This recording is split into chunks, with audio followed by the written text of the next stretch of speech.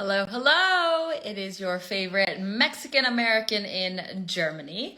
I have a wonderful live today about one of the most sexy visas out there.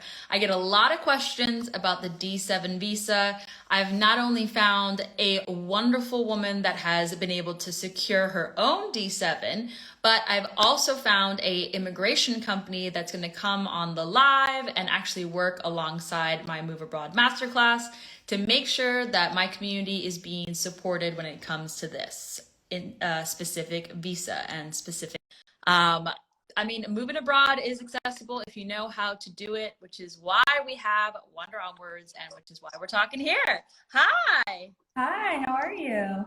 I am so tired. I am struggling to form words. I have girl boss a bit too close to the sun today, but it's fine.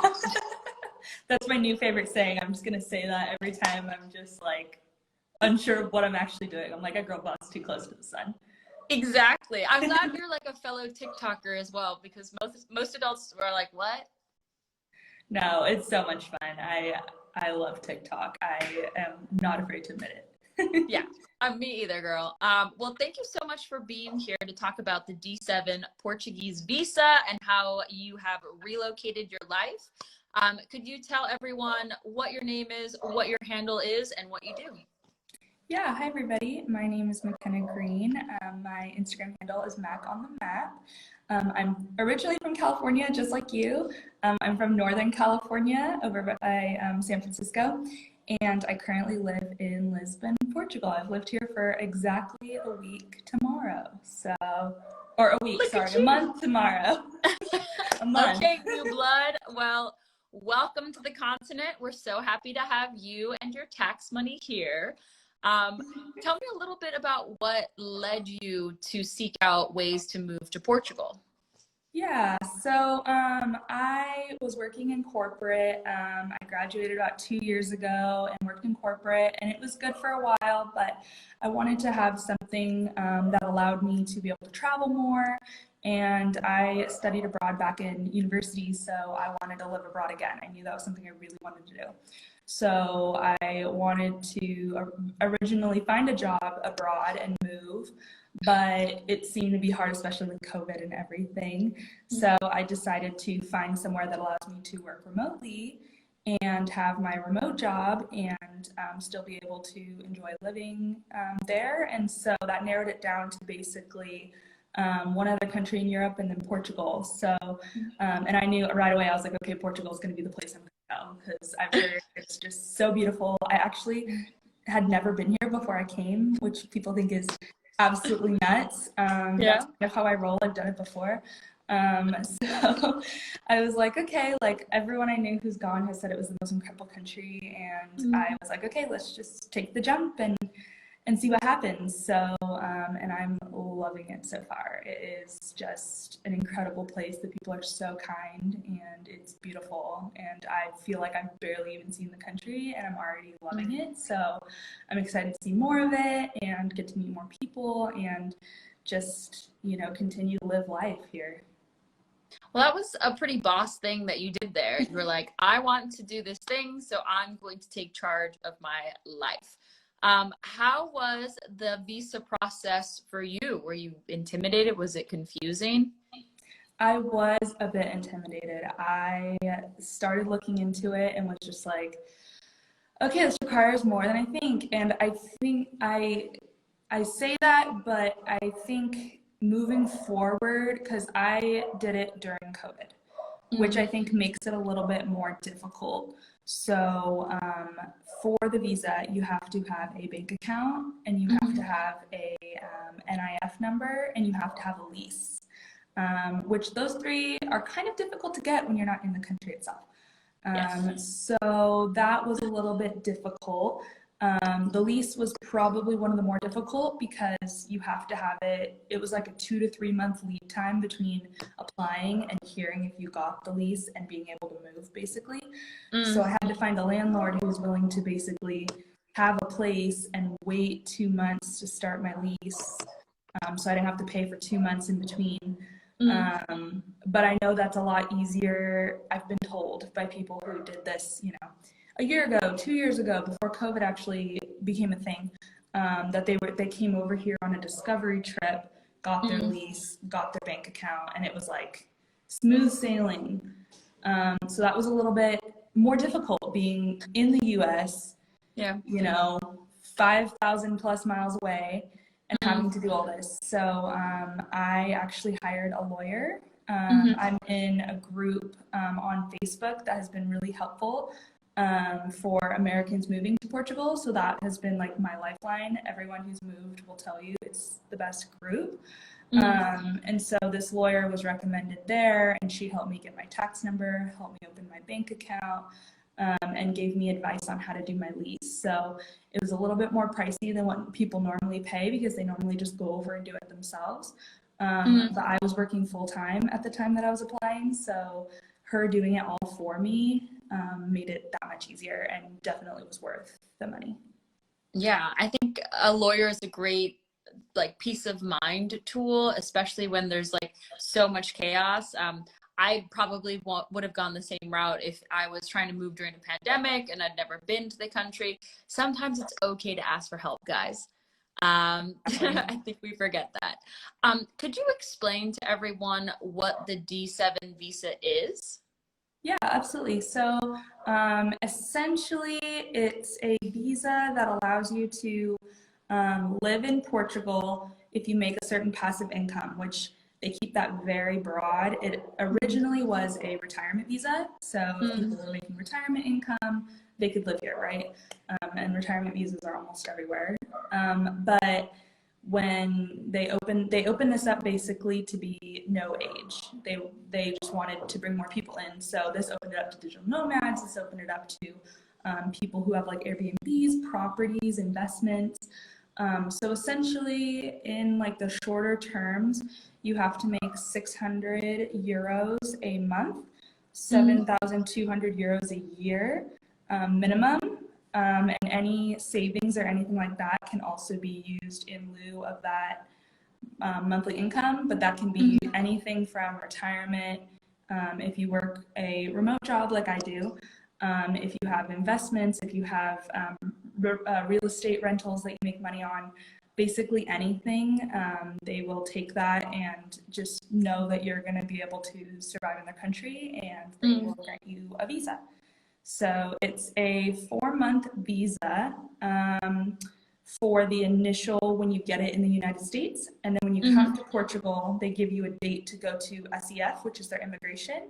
And you just mm, sign a few more papers, show your bank accounts, and add a few more documents to your file. And then you're given your residency card, which is good for 2 years. mm. So mine is in October, my appointment. So I'm pretty confident it'll go well. It's pretty much the hardest part is already over. This is more Yep. just kind of dotting the I's and crossing the T's. So it's a process, but it's definitely worth it, and it's a really I feel like it's one of the easier visas to get that I've seen at least. Oh, for sure. I cannot agree more. I think a lot of people are intimidated by the visa process, but specifically for the D7 or like the entrepreneurial visas that are available around the world, it's paperwork, guys. It is just weeding people out by requiring documents that some people aren't confident enough to file and like stay on top of the process. But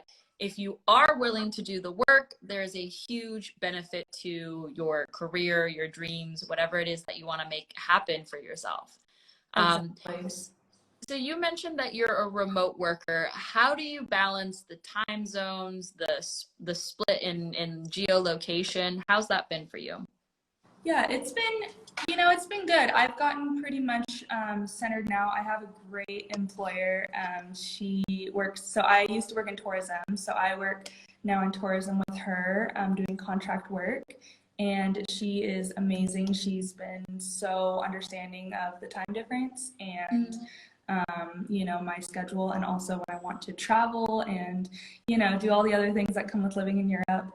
But I think the hardest challenge for me in the last month that I don't think I saw really coming was to get myself kind of in a routine because This whole experience was to get myself to slow down. And Mm, I mean, I was in school, 40-hour plus a week job. Like, I never slowed down. So I was like, okay, Portugal's mm, gonna make me slow down. So I was like, okay, that'll be good. But now I'm like, okay, I gotta get a routine going. And I mm, think I think most remote workers can, relate to that mm, routine is important in a way, like just at least a somewhat of a routine. And I think that's been good. But with how the time zones work, my employer's in the East Coast, US, so mhm. I usually have my mornings off. So I'll go maybe grab a coffee and a pastel de nata, and maybe go to the beach or something, and then come back and work from like 3 p.m. my time until like 7 or 8. So it's a little bit different because I'm working later into the evening, but I don't mind Mm, it because I get to have kind of the morning off and be able to sleep in or do whatever I want to do. So mm.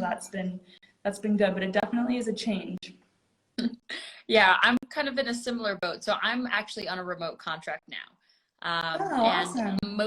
yeah, I'm well pleased about it. And most of my team is in Seattle. So Oh, I have to wow. Okay. wait for them to wake up. And similar to what you've just explained, I've really had to shift my life where I moved all my Wander Onward stuff to like 8 p.m. plus, but I get my mornings off. So Hmm. I'm just trying to learn how to live in this new normal where perhaps this might not be my best life because I am a morning person. But what is my best life is the opportunity to dictate my schedule, where I'm working from. It's a lot of give and take. What would Exactly. you recommend to someone who is considering taking the leap and going for the D7 visa? I think definitely just make sure like you are good at doing remote work if that's what you're moving for. If you haven't done remote work before, maybe just set yourself on some sort of schedule to do something you want to do. Maybe if it's like applying for the D7, you just keep yourself on a schedule and just make sure you're able to do that for yourself. I know it's not for everyone, so that could be a little bit difficult. Mm-hmm. But for just overall applying for the visa, just go for it. Don't be afraid to ask questions, even if you think they might be silly. They aren't. Everyone probably has the same question. But definitely, Facebook groups are very helpful, and Mm-hmm. there's so many resources online to be able to learn as much as you can about it. The good thing about this visa is it's been around for a while, so there's tons of people who've moved. And I actually made quite a few friends kind of online who were doing the same thing as me before I even moved. So I already had friends here when I moved, which was really nice. And I was able to ask them the questions that I felt were, dumb, but they're not, because I needed them answered. Mm-hmm. But definitely, it's a lot of work. I'm not Mm-hmm. gonna sugarcoat it. We never sugarcoat things. It's not just snap and you got your visa. It's a lot of Mm-hmm. work, and it's a lot of phone calls and messages that you get in the middle of the night when you're sleeping because they're awake in Portugal and going back and forth. But now that I've done it and I'm here, I feel like it's easy. Like, I feel like it wasn't as bad as I thought it was. Mm-hmm. Like, during it, I was like, oh, I'm so stressed. This is so difficult. But once I got through it, I was like, it really wasn't that difficult. I was just, I was being dramatic. You weren't being dramatic. It's your first visa. Like, Yeah, it's always it's the a lot. hardest the first time. It's So, it's a lot. It's a lot. And when I studied abroad, I did it through my school. So really, they handled everything for me. So mm, doing this is a little bit different because you're not going through any sort of, employer or any sort of school. You're going through yourself and the yeah. government. So it's a lot more paperwork, but it really isn't so bad once you get to the other side. Yeah. We have two questions. One is the D7 visa for Americans only. No, it's not. You can apply if you come from Nigeria, if you come from China. You just need the proper documentation and to fit those requirements. The second question is, does this visa lead to citizenship? And the answer is potentially. So what she just mentioned is her visa's good for 2 years. You need to reach a threshold of 5 years to apply for Portuguese citizenship. So you need to renew that visa at least 2 times to make sure you hit that time threshold. And then I assume that there are tests or language requirements associated with that. Yeah, I know it can lead to permanent residency, and then citizenship, I think, has a couple more steps, but it is doable. Absolutely.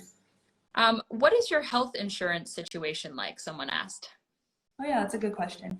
So for the visa, I had to have health insurance for these 4 months that I am technically not a resident yet. So I did mine through Trawick Insurance. They're great for worldwide insurance, and I did it just for medical, and it really wasn't that expensive. I think it was maybe $20, 20 US dollars for 4 months. And then once I get my residency card, which hopefully should be maybe by the end of October, a couple weeks after my appointment, I can apply and be enrolled in the healthcare here. So I can be enrolled in universal healthcare, which would be very Yeah, girl. Good life. Welcome. I'm excited. I know it can be kind of a tricky subject, but do you have any advice at all for people who are thinking about remote work and how it relates to taxes in Portugal? That's a good question. That is something I'm still figuring out. When I moved, I asked our accountant back in the US who helps me with my taxes every year. I asked her what that looks like for me since I'm working for a US company in Portugal. And she said for the first 6 months, I would do my taxes as back at my home country. So I would do California and US taxes.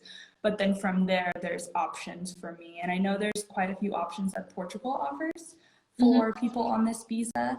I can't remember the name. There's a specific initiative that they have. I can't remember the exact name right at this second.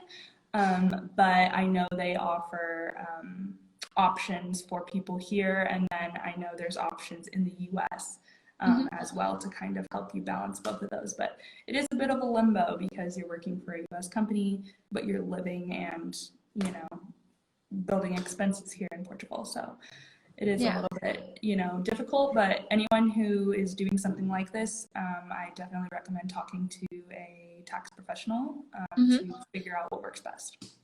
Yeah, to give a little bit of a segue into like what you should be looking for as a remote worker abroad. I deal with my expat taxes. They're my preferred supplier, and they're my like educational resource as one of their influencers online. So if you are a remote worker, you can actually travel outside of the United States for 335 days. So you can't be in the United States for more than 35 days. And you can actually reclaim that tax back from the United States federally, TBD to state, because you aren't living in the United States.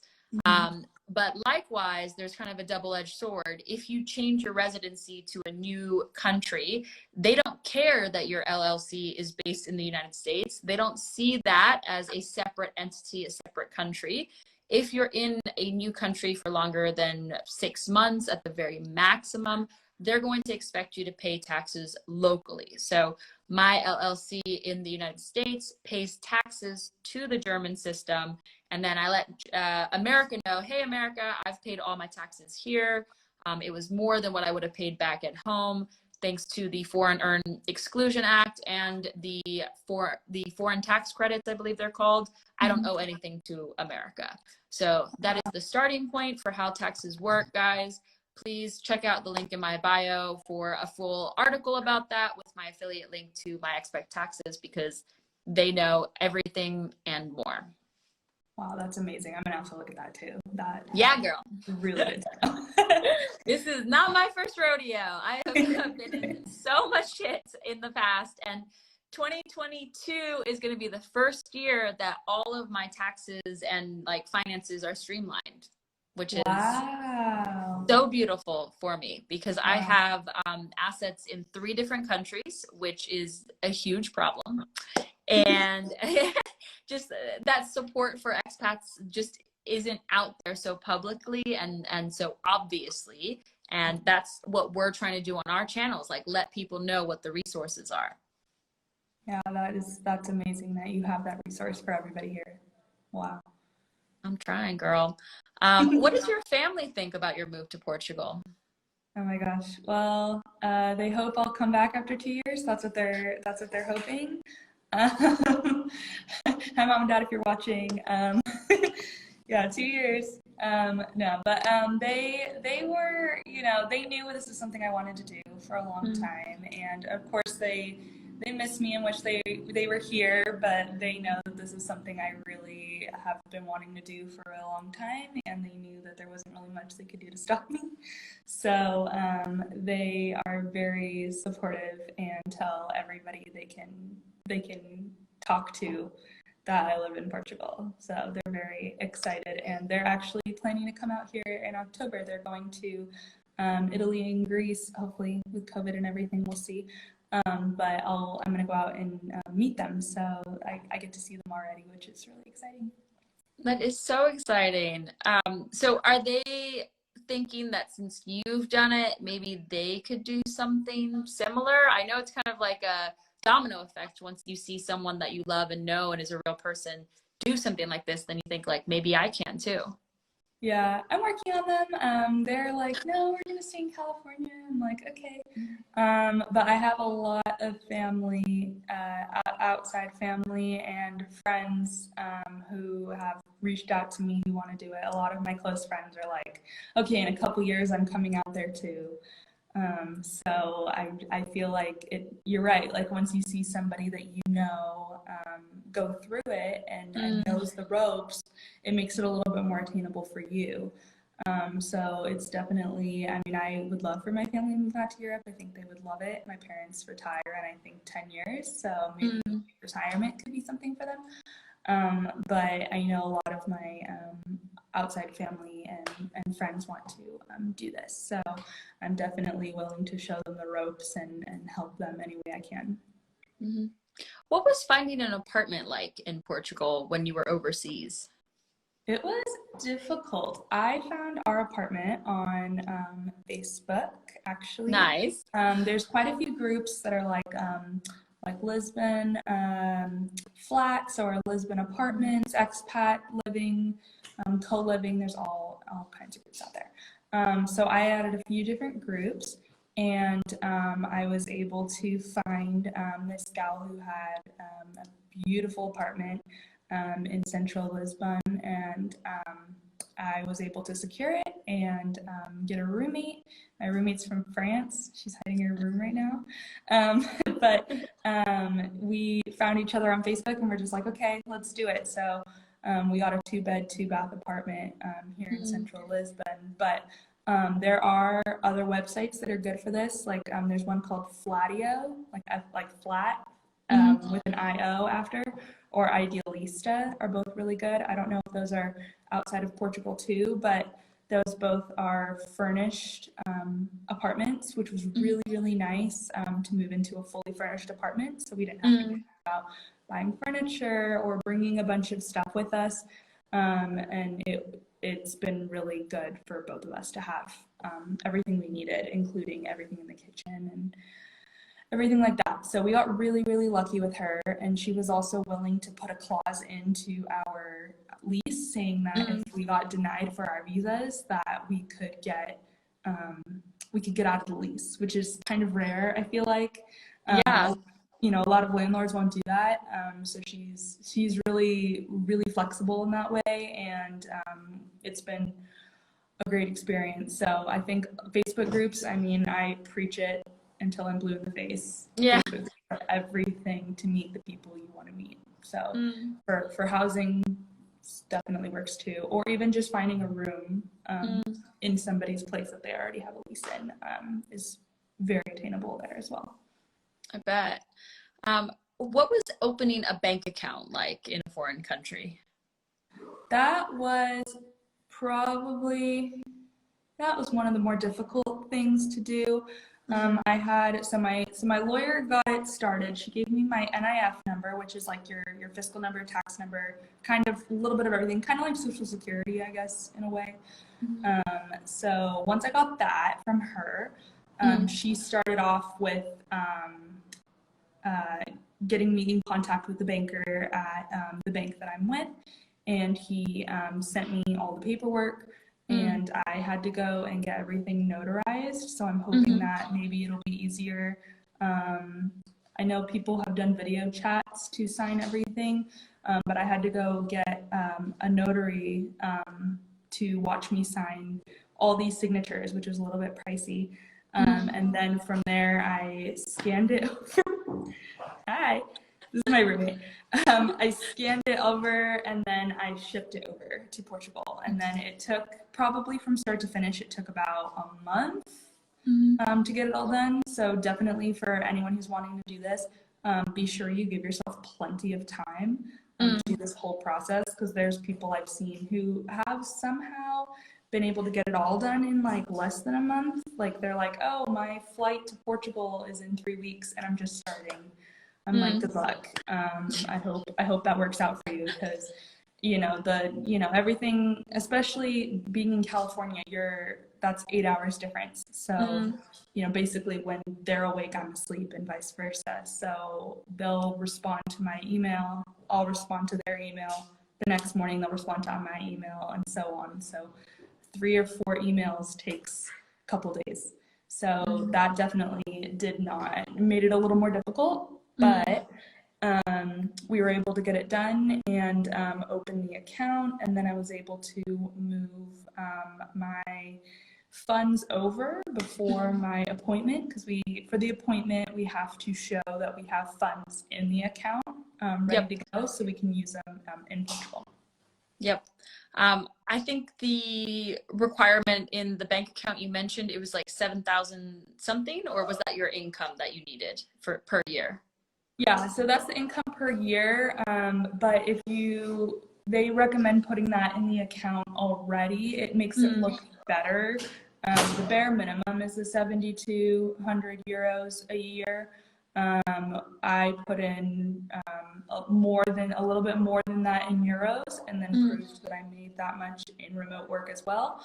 But I do know a few people who've done it solely on savings. I know some people who have no remote, or they have no passive income, but they had significant savings, like upwards of like 20 or 30K euros, and they got approved. So that also, so that also is a possibility if you're wanting to take like a full sabbatical or something like that, but you have enough savings to last you, I mean, in Portugal's eyes, 20,000 euros is almost 3 years. So, if you're able to cover your expenses that way, that is a possibility. But it's kind of one of those things where you want to make yourself look as good as possible, right? So, the bare minimum could work, but if you are able to, go above and beyond what they require, it definitely makes it a little less nerve-wracking when you're waiting to hear back. Absolutely. Well, we are coming to the end of our live. Thank you so much for being here and explaining how you did your thing, and that people shouldn't be afraid of trying to do it themselves. Can you remind everyone where to find you, and if you have any projects coming up, please let us know. Yeah, you can find me at Map on the Map on Instagram, and I share all kinds of travel tips, as well as day-to-day of my life here in Portugal, and I'm happy to answer any questions if anyone has them, and just be there for everybody as they make this journey. Yeah. Well, thank you so much for being here, and I will see you on the internet. Perfect. Thank you so much, Vanessa. I appreciate it. No worries. Bye. Bye.